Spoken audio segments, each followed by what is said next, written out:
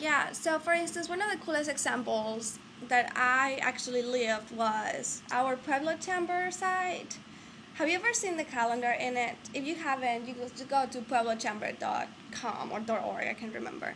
And the developer spent, I swear, like a month developing this calendar. And poor guy still sweats it. Like, still is like, hey, we got to fix this, we got to fix that. Well, now Yahoo developers made their calendar accessible, and you don't even have to carry their Yahoo logo or anything. And so basically what you will do is just add your plugin in here. I actually think I might have it somewhere. Anyways, if we run into it, I'll let you know. And a couple of months ago that was not there, or the developer didn't know about it, so too bad. They spent a lot of time. So anyways, the next thing is just managing your site, and let's go over this really quickly. If you were to click new site, I bet this is a little bit, kind of like, okay, we're starting to explore those settings that we just don't know about websites and stuff like that. The main thing that you want to do in Dreamweaver is keep it all together in one folder. And Dreamweaver doesn't suggest you to work exactly from the server. They actually recommend you to work locally first and then upload it to the server. So if you want to have your URL, you're welcome to do it. You don't have to if you don't know yet your URL. You can just go ahead and set up the folder from here, and it will treat it just like if it was on the server.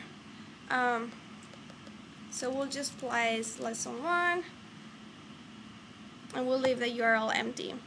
Do you want to work with that server technology? Well, at this moment, I'm not. I'm just going to work with HTMLs. All these different kind of files, ASP.NET, ASP, JavaScript, which is JSP, and PHP, the only way they function is through a server. So we're going to say no. Even if you were to be working with a PHP file, for instance, which is the next level up, most likely you're going to say no because you're going to be working locally. The next thing is just select where you want that folder to be. Usually you will create a sites folder. So in my documents, you can create a new folder, sites, create, and then you have a new folder for lesson 1 site.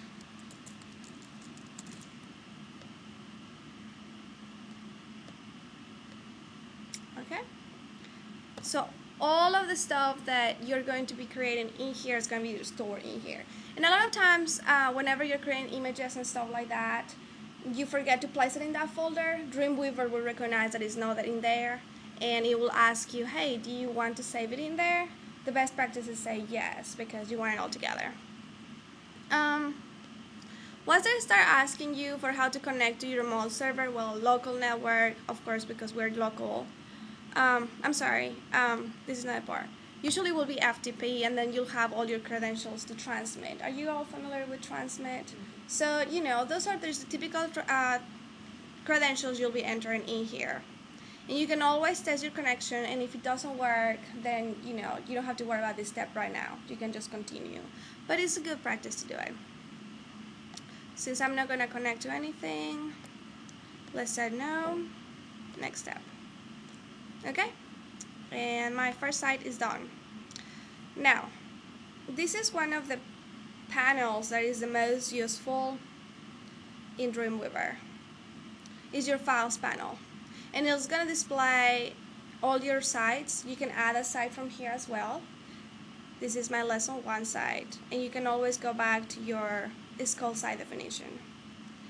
Another thing you can do is see all the files. As I'm adding files in here, you'll be able to see them in here. And you can just double click on them and start editing them from here instead of having to go to Finder and open it from there and all the show. If I was to be connected to a server, you can hit here to connect it. You can hit here to refresh both the local and the server. You can click here to download from your FTP server, and these little arrows to upload. So let's say I create a complete new file, let's do file, save as, and I just save it locally.